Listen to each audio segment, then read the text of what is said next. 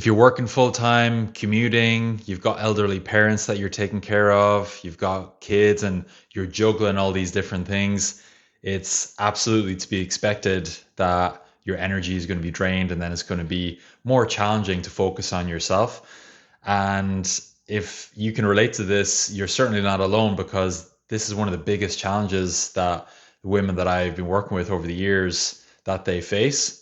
And it's a topic that I wanted to dive into today and give you a few ideas and tips of how you can increase your energy and, most importantly, feel better and start to focus on prioritizing yourself. And if you notice that I'm looking down at the computer, it's because I've taken down loads of notes.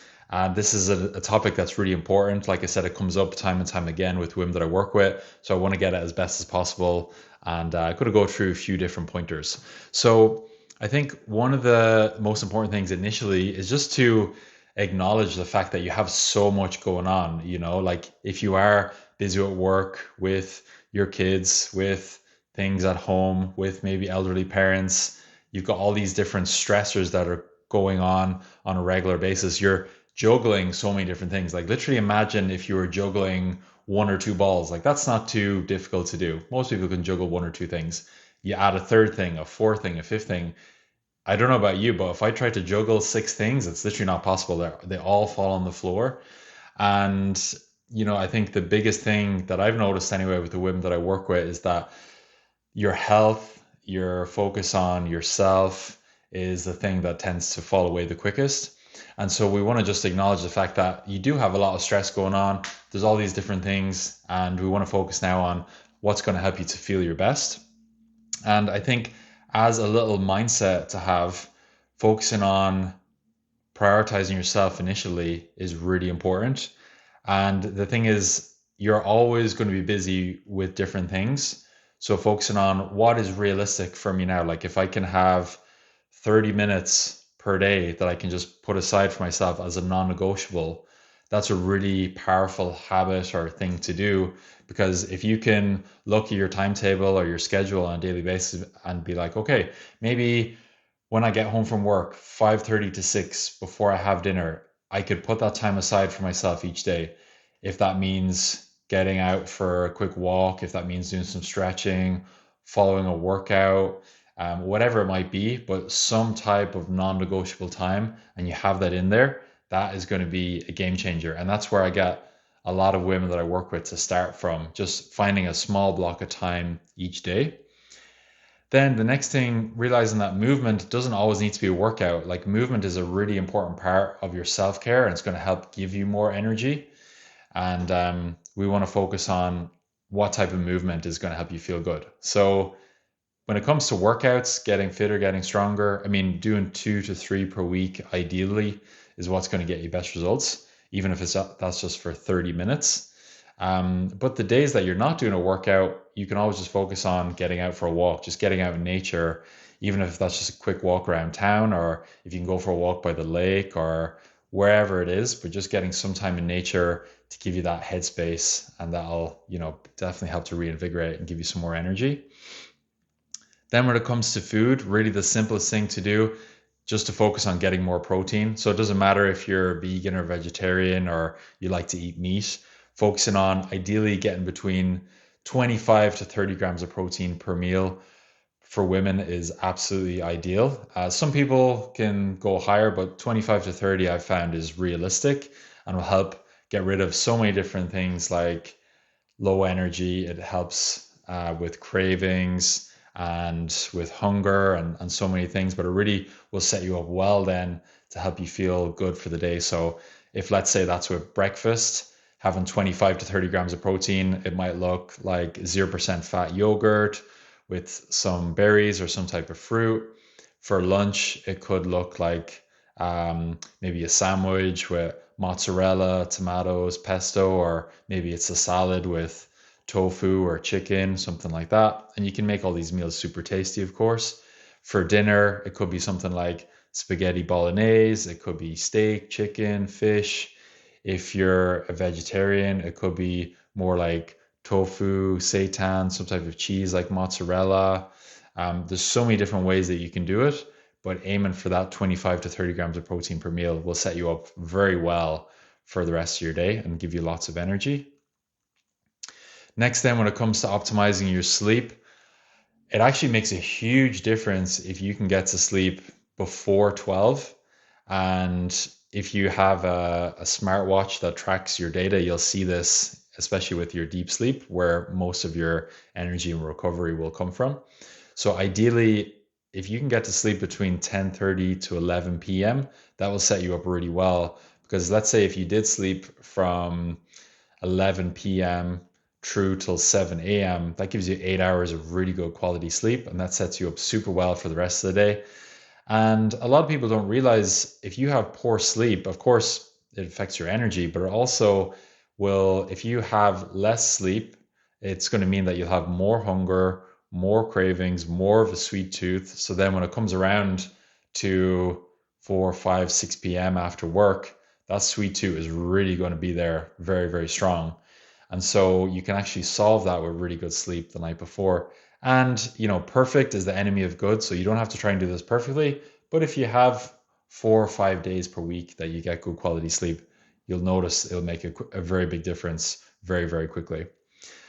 And for all of my clients, sleep is literally the number one thing that I get them to focus on initially because it helps set up everything else so well. So what I'd like to do next is come up with a really simple 7-day plan. And it's just a case of going through, like, you can journal about this, or you can write it down somewhere in the notes in your phone, but just following those tips that I mentioned there. So, focusing on your sleep routine, getting in some type of movement, your food, and just having some self care in there as well. And an ideal routine, for example, could be initially just figuring out what days are realistic for me to do a workout. So that could be, let's say, maybe starting off, we make it super easy: Tuesday and Saturday. So 30 minutes, let's say 5:30 to 6 p.m. on a Tuesday, and maybe then on a Saturday you'd like to do morning, maybe it's like 10:30 to 11 a.m. Okay, so perfect. I've got my 2 workouts for the week scheduled. That's non-negotiable. That's a super important part of my self-care time.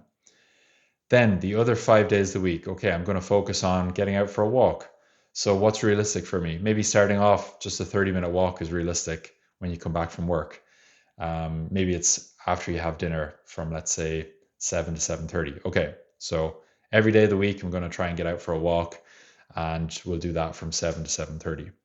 And then for every day of the week, what would be an ideal sleep schedule? Okay, well, if I can get to sleep by 11, I know that would set me up well. So then ideally a self-care routine could start from, let's say, 10:30. Okay, and then we're figuring out what would be a nice self-care routine. So I'd like to, of course, brush my teeth, maybe do a face mask. I could potentially have a bath. I could potentially maybe even just keep it real simple and read a book for 15 or 20 minutes before I go to bed, and leave my phone not beside me, but maybe I'll leave my phone on a locker on the other side of the room so that, I'm not going to be scrolling. Really simple self care routine at night makes a big difference. And then that's a very simple plan that will set you up well for the whole week. Of course, then you can look into like what food you would like to have, but you can keep it really simple. That's something anyone that works with me, I come up with a custom nutrition plan and nutrition guide for each person because it's very different for everyone. Personally, I can't eat any dairy, but it's not any dairy. Most forms of dairy I can't have. But a really weird example, like I can't, for some reason, eat dairy milk chocolate. I don't feel good at all after that. But Tony's chocolate, I absolutely feel fine after. Or I can't eat Parmesan, but mozzarella is fine. And so I'm just using that as an example. Like, nutrition is something that's very specific to each person. And I've worked with people who have, like, need to eat gluten free, need to eat dairy free, or vegan, vegetarian, prefer meat. And it's just a case of figuring out what are all your favorite foods and then building that into a structured plan that allows you to feel really good and, most importantly, give you energy.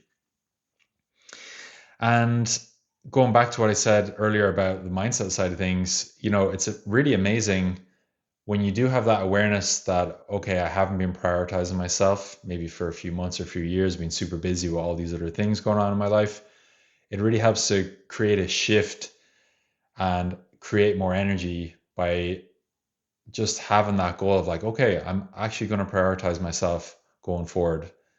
And it doesn't mean that I'm selfish. It doesn't mean anything. It only means what I think it means. And what's most important is that I give myself that time each day, because when you do give yourself that time, even if it's just 30 minutes a day or an hour per day, it means you're going to feel so much better. And then everybody else in your life benefits from that. We all know that. If I'm in a good mood, then my girlfriend is going to be all the better for it. My family are all the better for it. And it's going to be the same for you as well. And so, really just allowing yourself to prioritize yourself and realize that you are worth that time, and it's the best time you'll ever invest in yourself, even if it's just to go out for a walk. Might seem simple, but super powerful. So, my closing question for today would be, what is one small window of time that you could set aside for yourself each day? And have a quick look at your calendar or your schedule and see what it is. Even if it's just 30 minutes, start with that, and it's going to be super powerful. And this is going to be the start of a really exciting chapter for you. I have no doubt about that. So I hope that video was helpful. I wanted to keep it very structured and, just get rid of any waffle and focus on what's going to help you feel really good, give you lots of energy. Would love to hear your thoughts. What do you find is most helpful for you in terms of having more energy, better headspace, and just feeling really good? Drop a comment down below. I'm really focusing on my YouTube, and I'm going to be posting videos every week. And I would love to hear your thoughts on what you would find helpful as well. So if there's any video topics you'd like me to cover or something you'd like me to record about, pop a comment down below and I'll get to that. Coach Elan, signing out.